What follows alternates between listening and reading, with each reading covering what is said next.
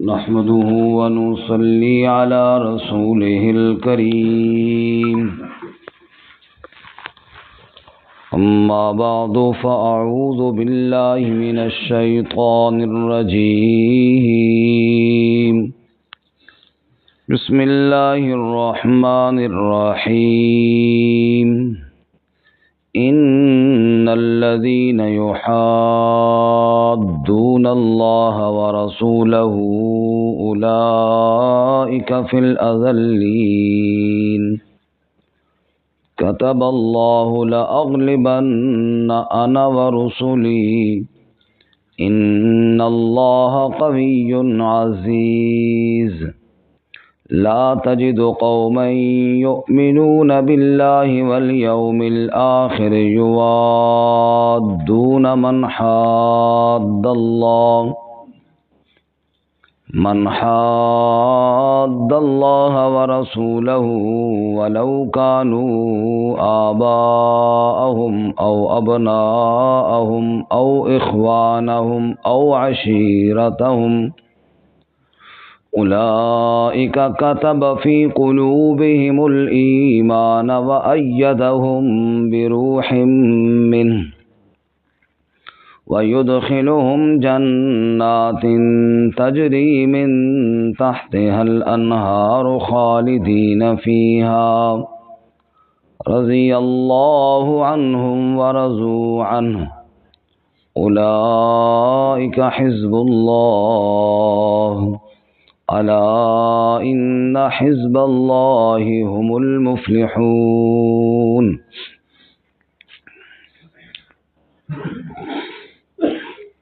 ان الذین بے شک وہ لوگ یحادون اللہ ورسولہ جو مخالفت کرتے ہیں اللہ اور اس کے رسول صلی اللہ علیہ وسلم کی اولئک فی الاذلین یہی لوگ ذلیل و رسوا ہونے والے ہیں کتب اللہ لأغلبن انا ورسلی لکھ دیا اللہ تعالیٰ نے کہ یقیناً میں ہی غالب رہوں گا اور میرے رسول ان اللہ قوی عزیز بے شک اللہ تعالیٰ قوت والا غلبے والا ہے لا تجد قوما یؤمنون باللہ والیوم الآخر آپ نہ پائیں گے اس قوم کو جو ایمان رکھتے ہوں اللہ اور آخرت کے دن پر یوادون من حاد اللہ ورسولہ کہ وہ محبت کرتے ہیں ان سے جنہوں نے دشمنی کی اللہ اور اس کے رسول سے ولو کانوا آباءہم اور اگرچہ وہ ان کے باپ ہی کیوں نہ ہوں او ابناءہم یا ان کے بیٹے کیوں نہ ہوں او اخوانہم یا ان کے بھائی کیوں نہ ہوں او عشیرتہم یا ان کا کنبہ کیوں نہ ہو قبیلہ کیوں نہ ہو اولئک کتب فی قلوبہم الایمان یہ وہ لوگ ہیں کہ اللہ نے لکھ دیا ان کے دلوں میں ایمان کو وَأَيَّدَهُم بِرُوحٍ مِّنْهُ اور تائید کی ان کی اپنی طرف سے روح کے ساتھ وَيُدْخِلُهُمْ جَنَّاتٍ تَجْرِي مِن تَحْتِهَا الْأَنْهَارُ خَالِدِينَ فِيهَا اور داخل کرے گا ان کو ایسے باغات میں جن کے نیچے نہریں بہتی ہیں ہمیشہ رہنے والے ہوں گے ان میں رضی اللہ عنہم ورضوا عنہ راضی ہو گیا اللہ ان سے اور وہ راضی ہو گئے اس سے اولئک حزب اللہ یہی تو گروہ ہے اللہ تعالیٰ کا الا ان حزب اللہ هم المفلحون خوب سن لو اللہ کا گروہ ہی کامیاب ہونے والا ہے سبحان ربک رب العزت عما یصفون وسلام علی المرسلین والحمد للہ رب العالمین اللهم صل على محمد وعلى آل محمد كما صليت على إبراهيم وعلى آل إبراهيم إنك حميد مجيد اللهم بارك على محمد وعلى آل محمد كما باركت على إبراهيم وعلى آل إبراهيم إنك حميد مجيد۔ معزز سامعین،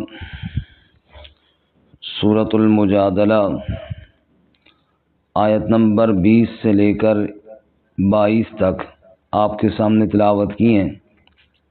اللہ رب العزت ان کے مطابق صحیح بیان کی توفیق عطا فرمائے اور ہمیں قرآن و سنت پر عمل کرنے کی توفیق عطا فرمائے۔ اس سورہ مبارکہ میں چونکہ منافقین کے حالات زیادہ بیان ہوئے، گزشتہ سبق میں ہم نے پڑھا کہ اللہ تعالیٰ نے منافقین کے لیے فرمایا کہ اس قوم سے دوستی کرتے ہیں جن پر اللہ کا غضب نازل ہوا ہے۔ ایسے منافقین کے لیے اللہ نے شدید عذاب تیار کر رکھا ہے، اور انہوں نے اپنی قسموں کو ڈھال بنایا ہوا ہے کہ جہاں پھنس جاؤ قسم اٹھا لو۔ قیامت کے دن بھی قسم اٹھائیں گے، لیکن اس وقت اللہ کی بارگاہ میں جھوٹی قسم کام نہیں دے گی۔ ان پر شیطان نے غلبہ پا لی ہے، بلکہ یہ شیطان کا لشکر بن گیا ہے۔ تو اللہ کے دشمن شیطان کا لشکر کبھی کامیاب نہیں ہوتا۔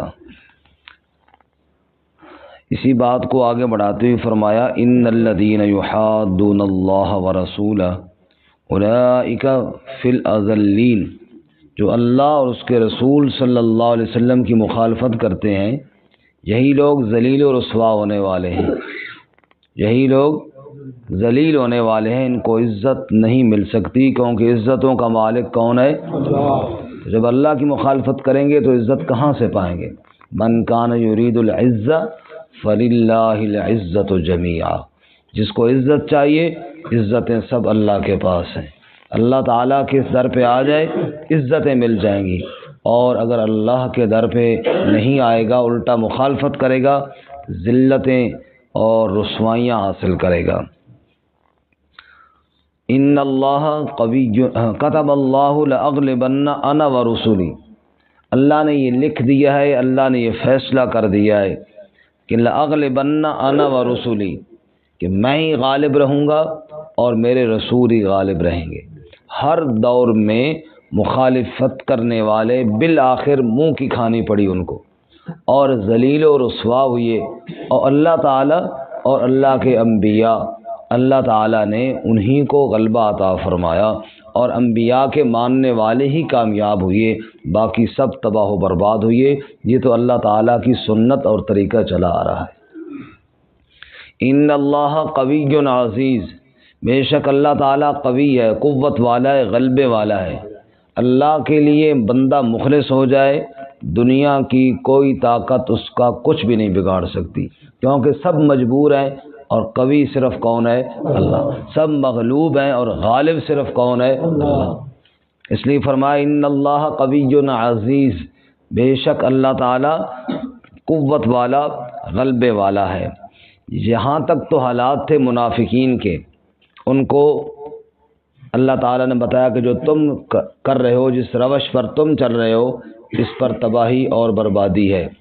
اور اس کے بعد آخری آیت میں اللہ تعالیٰ نے مخلصین، خصوصاً وہ لوگ جو رسول اللہ صلی اللہ علیہ وسلم کے اصحاب ہیں، ان کی شان اور صفت بیان کی کہ وہ کیسے لوگ ہیں۔ فرمایا وہ تو اللہ کے لیے سب کچھ قربان کرنے کے لیے تیار ہے، ماں باپ کیوں نہ ہوں، بہن بھائی کیوں نہ ہوں، اگرچہ قبیلے والے کیوں نہ ہوں، جو اللہ کا نہیں وہ ان کا نہیں، انہوں نے اس سے بائیکاٹ کیا، اس کو چھوڑ دیا، سب کچھ قربان کر دیا، اللہ نے ان کے دل میں ایمان کو لکھ دیا ہے، اور ایمان ان کو دل کے اندر سجا کر پکا کر دیا ہے۔ پھر یہ لوگ اللہ کا لشکر بن گئے ہیں، اور اللہ کا لشکر ہی کامیاب ہونے والا ہے۔ فرمایا لا تجد قوما یؤمنون باللہ والیوم الآخر، منافقین تو کافروں کے پاس جاتے ہیں، لیکن آپ ان لوگوں کو کبھی نہ پائیں گے جو اللہ اور آخرت پر ایمان رکھتے ہیں کہ یوادون من حاد اللہ ورسولہ، وہ کبھی دوستی نہ کریں گے ان سے جنہوں نے اللہ اور اس کے رسول صلی اللہ علیہ وسلم سے دشمنی کی۔ ارے بھائی، جو اللہ کا نہیں، جو اللہ کے رسول صلی اللہ علیہ وسلم کا نہیں، وہ میرا تیرا خیر خواہ کیسے ہو سکتا ہے؟ جو اللہ تعالیٰ کے دین کا دشمن ہے، جو اللہ کے پاک نبی صلی اللہ علیہ وسلم کا دشمن ہے، وہ میرا اور تیرا کیسے خیر خواہ ہو سکتا ہے؟ بعض ساتھی اپنے طور پہ مخلص ہوتے ہیں لیکن ان سے بہت ہی نرم ہو جاتے ہیں۔ مثلاً وہ جی فلانا آدمی قادیانی ہے لیکن بات ان سے سخت نہیں کرنی چاہیے۔ بھائی، جو اللہ کے نبی صلی اللہ علیہ وسلم کا دشمن ہے، جو اسلام کا غدار ہے، وہ میرا تیرا خیر خواہ ہو سکتا ہے جی؟ بولو بھائی، بولو۔ نہیں۔ اس لیے کافر کو کافر کہنا بھی ضروری ہے۔ دیکھو، ایمان کی شرطوں میں ایک شرط ہے کہ ایمان کی ضد کا انکار کیا جائے۔ مثال کے طور پہ توحید پر ایمان لانا ہے نا، تو شرک کا انکار کرنا بھی اسی طرح ضروری ہے جس طرح توحید کو ماننا ضروری ہے۔ ختم نبوت پر ایمان ہے نا، تو ختم نبوت کے منکرین کا انکار کرنا بھی اسی طرح ضروری ہے جس طرح ختم نبوت پر ایمان لانا ضروری ہے۔ مثال کے طور پہ ایک آدمی کہتا ہے جی توحید بھی ٹھیک ہے اور شرک بھی ٹھیک ہے، تو یہ ایمان نہیں ہے۔ ایک آدمی کہتا ہے ختم نبوت کا عقیدہ بھی درست ہے، جو اس کو نہیں مانتا نعوذ باللہ وہ بھی ٹھیک ہے، دن بھی ٹھیک ہے رات بھی ٹھیک ہے۔ بھائی، یا دن ہوگا یا رات ہوگی، دونوں ایک وقت میں نہیں ہو سکتے۔ اس لیے یہ کہنا کہ جناب بندہ بڑا چنگا ہے، بڑا یہ تھوڑا جا کافر ہے، باقی سب ٹھیک ہے، باقی سب ٹھیک نہیں ہے۔ اللہ فرماتے ہیں جو میرا دشمن ہے، جو میرے نبی صلی اللہ علیہ وسلم کا دشمن ہے، وہ تمہارا کبھی خیر خواہ نہیں ہو سکتا۔ کوئی صحابہ کرام کو گالیاں دیتا ہے، برا بھلا کہتا ہے، ہم کہتے ہیں خیر جی کوئی نہیں، ہم اس سے جناب ٹھیک ہے، اگر کوئی سمجھنے والا ہے تو اسے تو اخلاق سے سمجھائیں گے، لیکن جو ضدی بکواس کرنے والا ہے اس کے لیے پھر لتری ہے اور اس سے بائیکاٹ ہی ہے۔ وہاں بائیکاٹ کا حکم بھی اللہ نے دیا ہے نا۔ ہر ایک کے ساتھ اللہ تعالیٰ نے یہ نہیں کہا کہ دوستی لگاؤ، اللہ تعالیٰ نے کہا بعض ایسے بدبخت ہیں کہ ان سے بائیکاٹ کرنا بھی ضروری ہے۔ تو یہاں پہ اللہ وہی فرماتے ہیں کہ جو مخلص ہیں انہوں نے اپنے قریبیوں کو بھی چھوڑ دیا صرف اللہ اور اس کے رسول صلی اللہ علیہ وسلم کی محبت کی وجہ سے۔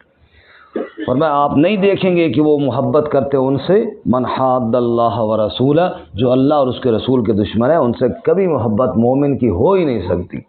وَلَوْ كَانُوا آبَاءَهُمْ، اگرچہ وہ ان کے باپ ہی کیوں نہ ہو۔ اگر باپ مخالف ہے اور بیٹا محمد کریم صلی اللہ علیہ وسلم کا غلام ہے، اس نے باپ کو چھوڑ دیا، محمد صلی اللہ علیہ وسلم کو نہ چھوڑا، او ابناہم، یا ان کے بیٹے ہی کیوں نہ ہو۔ اگر بیٹا محمد صلی اللہ علیہ وسلم کا مخالف ہے، دین اسلام کا دشمن ہے، بیٹوں کو چھوڑ دیا، او اخوانہم، بھائیوں کو چھوڑ دیا، او عشیرتہم، کنبے قبیلے کو چھوڑ دیا، سب کچھ چھوڑ دیا اللہ اور اس کے رسول صلی اللہ علیہ وسلم کی محبت کی خاطر۔ نبی پاک صلی اللہ علیہ وسلم نے فجر کی نماز پڑھائی، ایک بندہ مسافر مسجد میں آیا، آپ صلی اللہ علیہ وسلم نے پوچھا کیا نام ہے؟ کہنے لگا جی میرا نام عبد الشمس ہے، سورج کا بندہ۔ حضور نے فرمایا نہیں، تیرا نام عبداللہ ہے۔ انہوں نے کہا جی ٹھیک ہے۔ 2 ٹاکیاں اور 2 ٹاٹ کی بوری کے 2 حصے اس نے لپیٹے ہوئے ہیں، ایک سطر چھپانے کے لیے اور دوسرا چادر کی طرح اوپر کیا ہوا ہے، بوری کے 2 حصے ہیں۔ آپ نے پوچھا عبداللہ یہ بتا تو کون ہے اور کہاں سے آیا؟ کہ یا رسول اللہ ایمان کی دعوت پہنچی مجھ تک، میں نے اس دعوت کو قبول کر لیا اور میں نے اللہ کی عبادت کرنا شروع کر دی۔ میرا باپ تو فوت ہو چکا تھا، ایک ہی میرا چچا تھا، اس کو پتہ چلا تو مجھے ڈانٹنے لگا، باپ دادا کے دین کو نہیں چھوڑنا، دین توحید کو قبول نہیں کرنا۔ اے اللہ کے نبی، جب اس نے بار بار منع کیا اور پھر میں اسی عقیدے پر قائم رہا، چچا غصے میں آ گیا، اس نے گھر سے نکال دیا، میرے مال پہ قبضہ کر لیا، میرے گھر پہ قبضہ کر لیا، حتیٰ کہ جب میں گھر سے نکل کے جا رہا تھا پھر مجھے پکڑ کر کہنے لگا کپڑے بھی اتار، یہ بھی میرے پیسوں کے ہیں۔ کپڑے بھی اس نے اتروا لیے۔ میری ماں نے ایک بوری میری طرف پھینکی، اس بوری کے 2 ٹکڑے کر کے میں نے اپنا سطر چھپایا ہے۔ ان کا نام بنا نام عبداللہ ذوالبجادین۔ بجادین کہتے ہیں 2 ٹاکیوں والا، 2 بوریوں والا، یہ انہیں کا نام حدیث میں آتا ہے، عبداللہ ذوالبجادین، 2 بوریوں والا، 2 ٹاکیوں والا۔ اللہ کے پاک نبی صلی اللہ علیہ وسلم سفر پہ گئے ہیں، راستے میں غالباً تبوک کا سفر تھا، راستے میں عبداللہ ذوالبجادین کی وفات ہو گئی ہے۔ ایک صحابی کہتے ہیں غالباً ابو بکر صدیق رضی اللہ تعالیٰ عنہ کہتے ہیں رات کا وقت تھا، میں نے کیا دیکھا، بلال ہاتھ کے اندر لالٹین پکڑ کے جا رہے ہیں اور عبداللہ ذوالبجادین کا جنازہ اٹھا کے لے جا رہے ہیں۔ اللہ کے پاک نبی صلی اللہ علیہ وسلم خود قبر میں اترے، حضور اقدس صلی اللہ علیہ وسلم نے خود اس کو قبر میں رکھا اور حضور کہہ رہے تھے نرمی کے ساتھ رکھو، اس نے اللہ اس کے رسول کی محبت میں بڑے دکھ اٹھائے ہیں۔ سب کچھ چھوڑ کر آ گیا، گھر بار چھوڑا اور مال و متاع چھوڑا، لیکن اللہ اور اس کے رسول کی محبت میں سب کچھ قربان کر دیا، حضور کو نہ چھوڑا، اسلام کو نہ چھوڑا، دین حق کو نہ چھوڑا۔ اس لیے اللہ تعالیٰ فرماتے ہیں وَلَوْ كَانُوا آبَاءَهُمْ أَوْ أَبْنَاءَهُمْ أَوْ إِخْوَانَهُمْ أَوْ عَشِيرَتَهُمْ، انہوں نے اپنے ماں باپ کو چھوڑ دیا، اولاد کو چھوڑ دیا، بھائیوں کو چھوڑ دیا، کنبے قبیلے کو چھوڑ دیا، تو پتہ ہے پھر کیا ہوا، اولئک کتب فی قلوبہم الایمان، ان کے دلوں میں اللہ نے ایمان کو لکھ دیا ہے۔ بھلا رب کا لکھا ہوا کوئی مٹا سکتا ہے جی؟ بولے نا سارے بولے، اللہ کا لکھا ہوا کوئی مٹا سکتا ہے؟ ہرگز کوئی نہیں مٹا سکتا۔ اولئک کتب فی قلوبہم الایمان، ان کے دلوں میں اللہ نے ایمان کو لکھ دیا ہے۔ وَأَيَّدَهُمْ بِرُوحٍ مِّنْهُ، اور اللہ اپنے روح سے یعنی فرشتوں سے ان کی تائید کرتا ہے، ان کی تصدیق کرواتا ہے۔ وَيُدْخِلُهُمْ جَنَّاتٍ تَجْرِي مِن تَحْتِهَا الْأَنْهَارُ، اور اللہ ان کو ایسے باغات میں داخل کرے گا جن کے نیچے نہریں بہتی ہوں گی، خالدین فیہا، یہ ان باغات میں ہمیشہ رہنے والے ہوں گے۔ سنو دنیا والوں، یہ اتنے عظیم لوگ ہیں، رضی اللہ عنہم ورضوا عنہ، یہ اللہ ان سے راضی ہو گیا اور یہ اللہ سے راضی ہو گئے ہیں۔ سبحان اللہ، اللہ ان سے راضی ہو گیا اور وہ رضی اللہ عنہم ورضوا عنہ۔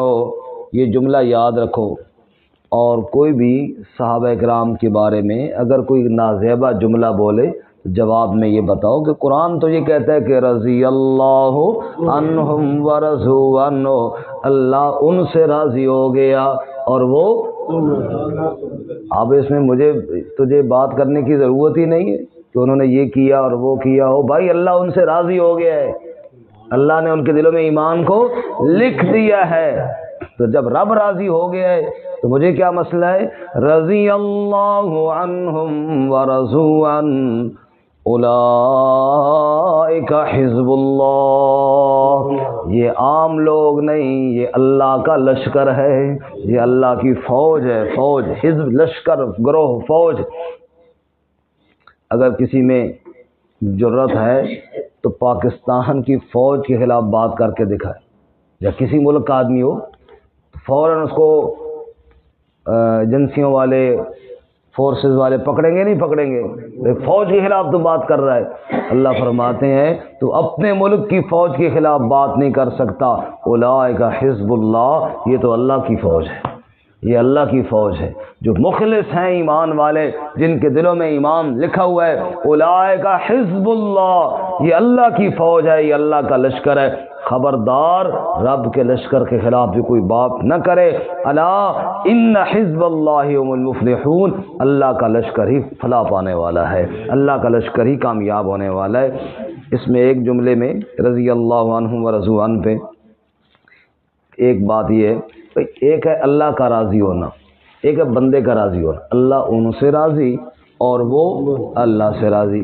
ان میں آسان کام تو اللہ کا راضی ہونا ہے۔ اللہ تعالیٰ تو اتنا جلدی راضی ہوتا ہے، اگر ایک آدمی نے 70 سال بھی کفر میں گزارے ہیں، عمر اس کی ساری 70 سال ہی ہے، کوئی 2-4 دن اس کی زندگی کے رہتے ہیں، بس یوں سمجھ لیجئے نا ساری زندگی نافرمانی میں گزار دی، ابھی 4 دن رہتے ہیں، 5 دن رہتے ہیں، اس نے مر جانا ہے۔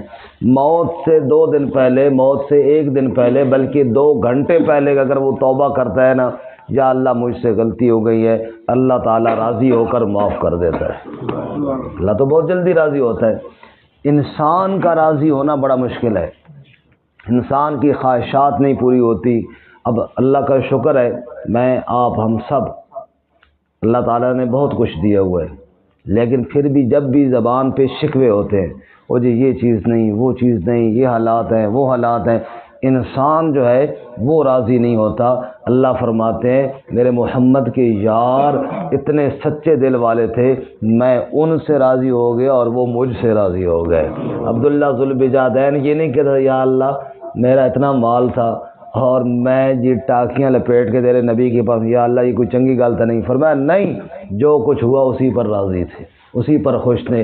آگ کے انگاروں پر لیٹے رب کے توحید کے ترانے پھر بھی گاتے رہے راضی ہو کر، بھوکا رکھا پھر بھی اللہ اللہ کرتے رہے، ہر حال کے اندر میرے فیصلے پر راضی تھے۔ راضی کیوں نہ ہوتے؟ ان کا نبی محمد صلی اللہ علیہ وسلم یہ کہتا ہے اے اللہ اللہم انی عبدک وابن عبدک وابن امتک، اے اللہ میں تیرا بندہ، میرا باپ تیرا بندہ، میری ماں تیری بندی، ناصیتی بیدک ماضٍ فی حکمک عدل فی قضاؤک، اے اللہ میری قسمت تیرے ہاتھ میں ہے، جو تو نے فیصلہ کیا ہے میں تیرے ہر فیصلے پر راضی ہوں۔ میں تیرے ہر فیصلے پر کیا ہوں؟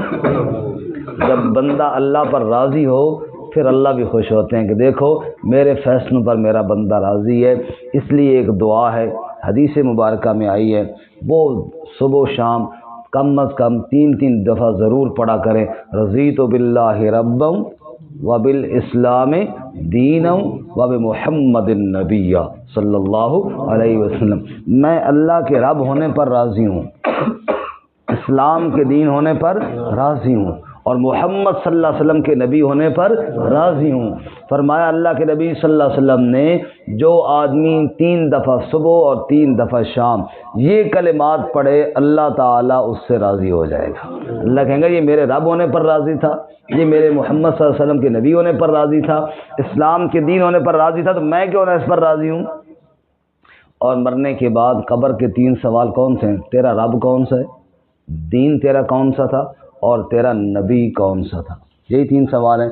جو آدمی روزانہ اس سوالات کے جوابات دیتا رہے، یاد کرتا رہے، بھئی میں اللہ کے رب ہونے پر راضی ہوں، میں نبی صلی اللہ علیہ وسلم کے رسول ہونے پر راضی ہوں، اسلام کے دین ہونے پر راضی ہوں، جب یہ بار بار کہتا رہے گا تو انشاءاللہ قبر کے جواب بھی اس کے تیار ہو جائے گے۔ اللہ تعالیٰ ہمیں عمل کی توفیق عطا فرمائے۔